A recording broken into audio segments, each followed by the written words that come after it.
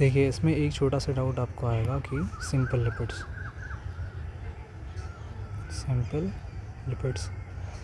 Lipids मैंने आपको समझाया कि या तो ग्लिसरॉल होगा और या तो फैटी एसिड होगा या फिर ग्लिसरॉल प्लस फैटी एसिड होगा, है ना। ये 3 चीज़ें मैंने आपको समझाई।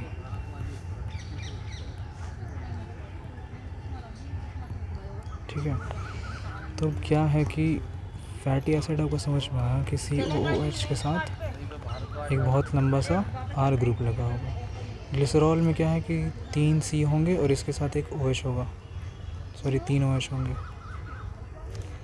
यानी कि try hydroxy propane. Glycerol plus fatty acid में क्या है कि यहाँ पे ग्लिसरॉल के साथ एक यहाँ पे या तो मोनो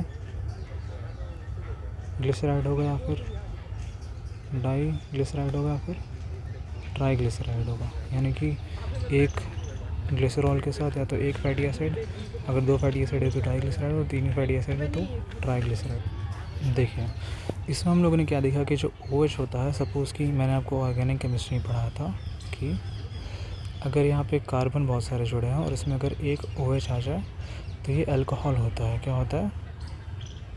अल्कोहल होता है।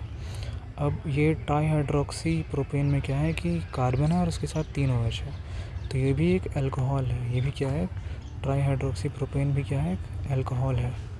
ठीक है, तो सिंपल लिपिड्स या तो ग्लिसरॉल होगा जो कि ट्राईहाइड्रोक्सी प्रोपेन यानी कि एक अल्कोहल है, या फिर फैटी एसिड होगा, या फिर ग्लिसरॉल प्लस फैटी एसिड होगा, या फिर यहाँ पे फैटी एसिड तो बहुत सारे हो सकते हैं इसके बाद, लेकिन ग्लिसरॉल के अलावा कोई और अल्कोहल हो, कोई और अल्कोहल प्लस फैटी एसिड, ये भी सिंपल लिपिड होगा। ये भी क्या होगा? सिंपल लिपिड होगा। इसमें डिफरेंस क्या है? इसमें जो अल्कोहल होगा वो ग्लिसरॉल नहीं होगा, इसमें कोई और अल्कोहल होगा। और देखिए अगर ग्लिसरॉल जो कि सिर्फ 3 कार्बन वाला अल्कोहल है, अगर ग्लिसरॉल और फैटी एसिड अगर जुड़ें तो ये बनाएंगे ऑयल्स। क्या बनाएंगे? ऑयल्स। लेकिन अगर ऐसा अल्कोहल है जिसमें कि बहुत सारे कार्बन हो, सपोज़ कि 10 to 20 कार्बन वाला अगर आपको कोई अल्कोहल मिल जाए, 20 कार्बन वाला अल्कोहल मिल जाए, यानी कि इसमें C और इसमें एक OH हो, ये एक बहुत बड़ा अल्कोहल है। ठीक है, अब हम लोग फैटी एसिड को इसके साथ मिला रहे हैं, OH और यहाँ पे डबल बॉन्ड O, C। ठीक है, तो ये एक अल्कोहल है, ये एक फैटी एसिड है। यहाँ पे क्या था कि यहाँ पे जो ग्लिसरॉल था अल्कोहल और उसके साथ एक फैटी एसिड जुड़ा था, तो ये भी एक लिपिड, सिंपल लिपिड था, और ये भी एक सिंपल लिपिड है। बस इसमें डिफरेंस क्या है कि इसमें जो अल्कोहल है वो अलग है, इसमें जो अल्कोहल था वो ग्लिसरॉल था। तो ग्लिसरॉल और फैटी एसिड से जो सिंपल लिपिड बनेगा उसको बोलेंगे ऑयल्स, और जो हैवी अल्कोहल के साथ यानी कि बहुत सारे कार्बन वाले अल्कोहल के साथ अगर कोई फैटी एसिड बनेगा तो उसको क्या बोलेंगे? वैक्स। उसको बोलेंगे वैक्स। ठीक है, यानी कि अगर बहुत सारे कार्बन वाला अगर कोई अल्कोहल और उसके साथ अगर कोई फैटी एसिड जुड़ जाए तो उसको बोलेंगे वैक्स। अब इस ऑयल और वैक्स में क्या डिफरेंस है ये हमें जानना है। ठीक है, तो वैक्स क्या होता है कि वैक्स मतलब मोम, कैंडल में जो वैक्स होता है, कैंडल में वैक्स, कैंडल वाला वैक्स क्या होता है? बहुत मतलब नॉर्मली क्या होता है, बहुत ही हार्ड टाइप का होता है, हार्ड या फिर सॉलिड।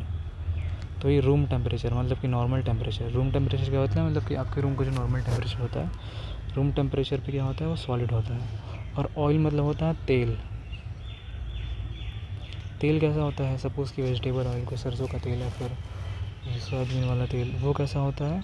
लिक्विड होता है, लिक्विड एट रूम टेम्परेचर होता है।